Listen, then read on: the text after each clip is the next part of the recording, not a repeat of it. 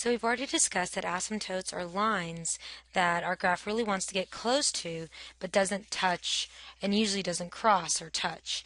Well, now we're going to talk about how to find asymptotes. And there's two asymptotes that we're going to be dealing with. One of them is vertical asymptotes, and the other one is horizontal asymptote. So let's find out how to find a vertical asymptote. Well, to find a vertical asymptote, the first thing that you need to do is get the function into lowest terms. Well, what that means is you want to factor the function and reduce if possible. So you factor and reduce if you can. After you've gotten into lowest terms, the next thing to do in order to find a vertical asymptote is to set the denominator equal to 0 and solve for x. Any real numbers that you get when you solve for x are going to be your vertical asymptotes. So we're going to say that we'll have a vertical asymptote at x equal whatever those real number or real numbers are.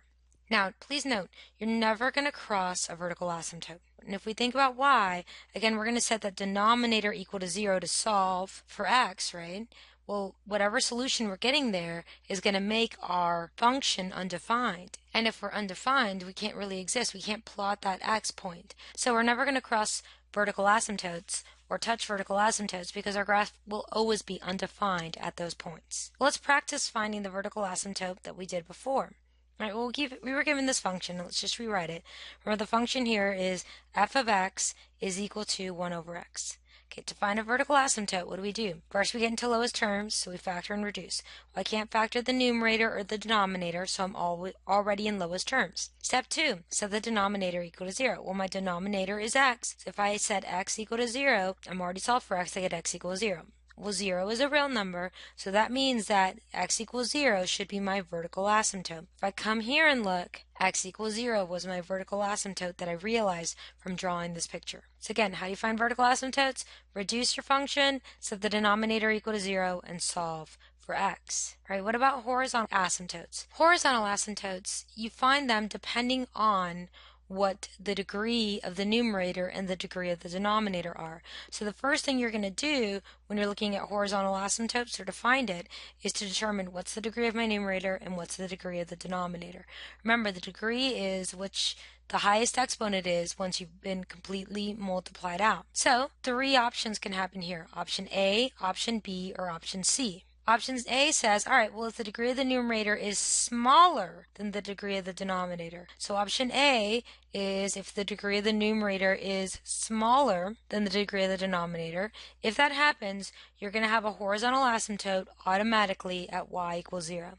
Option B says, all right, well, if the degree of the numerator is equal to or the same as the degree of the denominator, then you're going to have a horizontal asymptote at the leading coefficient of the numerator divided by the leading coefficient of the denominator. Well, leading coefficient, don't forget that that's the number in front of the variable with the highest degree. So if your degrees match for numerator and denominator, you're going to have a horizontal asymptote at y equal leading coefficient of the numerator divided by leading coefficient of the denominator. Lastly, if the degree of the numerator is larger or bigger than the degree of the denominator, you don't have a horizontal asymptote.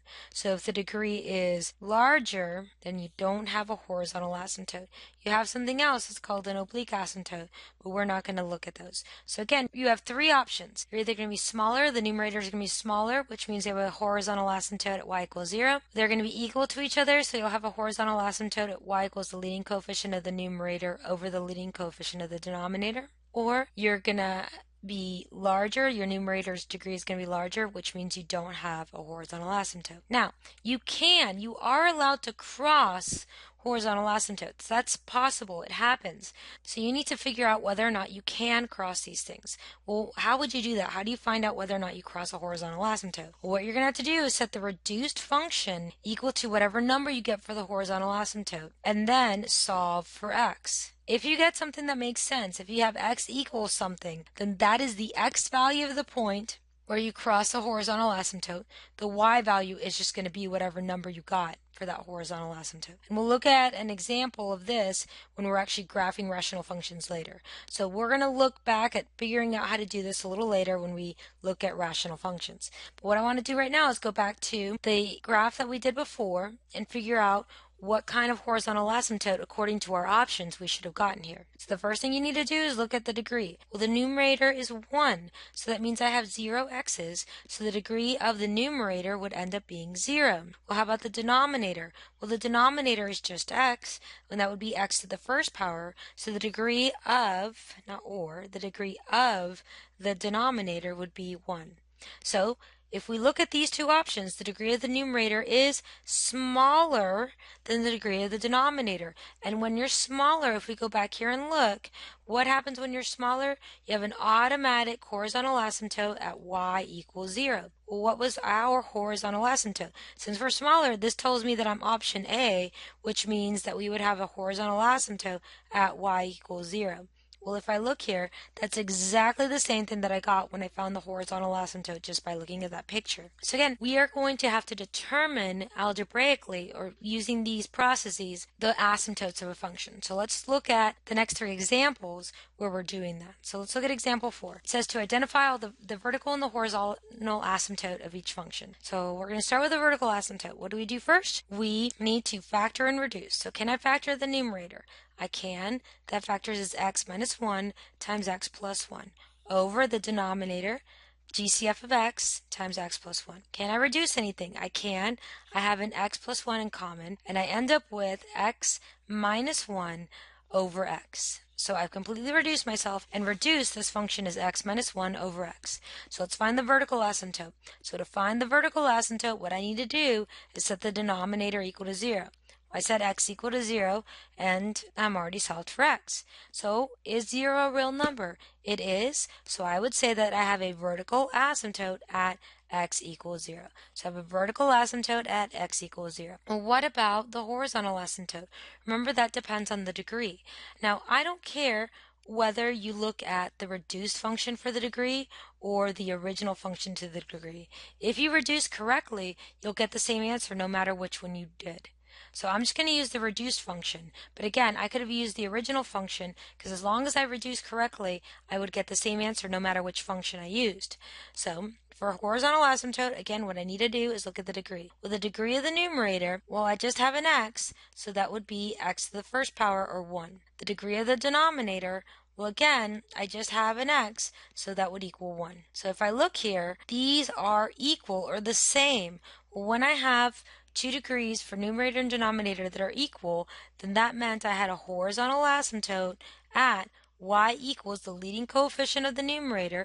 So what's the number in front of x in the numerator? Well, there's no number there, so I know that that's just 1 over the leading coefficient of the denominator. Again, there's no number in front of that x, so I know that that's just a 1. And I can clean that up to say y equal 1. So I have a horizontal asymptote for this particular function at y equal 1 and a vertical asymptote at x equals 0.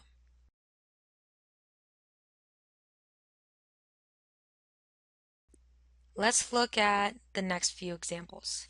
So what's the first step? See if I can factor and reduce.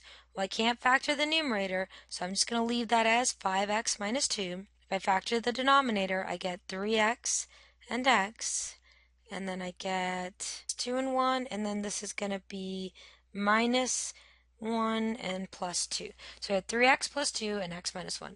Well, does anything cancel? Nope, nothing cancels. So I need to start with a vertical asymptote. What do? I set the denominator equal to 0 and solve for x. Well, since I'm already factored over here, I'm going to set this denominator equal to 0.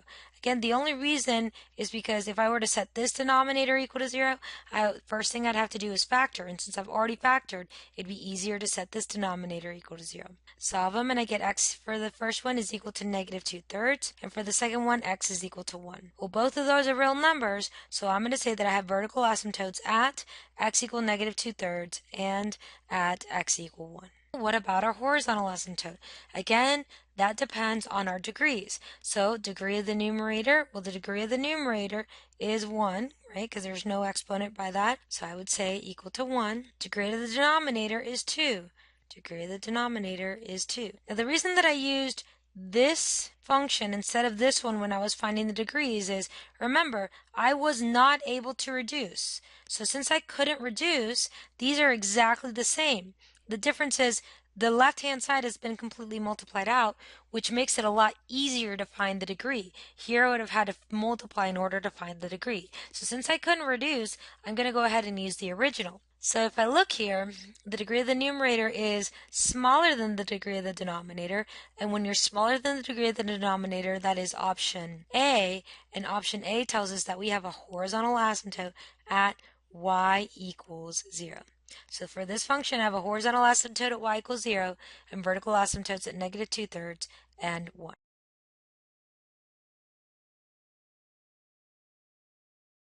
Example 6, last example for this, and then the next video we're going to talk about graphing rational functions. Very first step, try to factor and reduce. I can factor out an x from these two, and I have 4x plus 3, and from the bottom I can't factor, so I'm left with x minus 5. Can I reduce this? I cannot. So step 1, set that denominator of x minus 5 equal to 0 to find the vertical asymptote and solve for x. Solving for x, I get x is equal to 5, which means I have a vertical asymptote at x equal 5. But what about my horizontal asymptote? Again, I wasn't able to reduce. Since this one's completely multiplied out, it's easier to look there to find the degree. Well, what is the degree of the numerator? Well, the degree of the numerator is squared, so I would write 2. What's the degree of the denominator? Well, the degree of the denominator is x to the first power, so I'm going to write 1. Well, if I look here, the degree of the numerator is larger than the degree of the denominator, so that is option C. And option C means that I have no horizontal asymptote. So for the last example, my vertical asymptote is 5, x equal 5, and my horizontal asymptote, I don't have one. All right, the next video is going to talk about how to graph rational functions.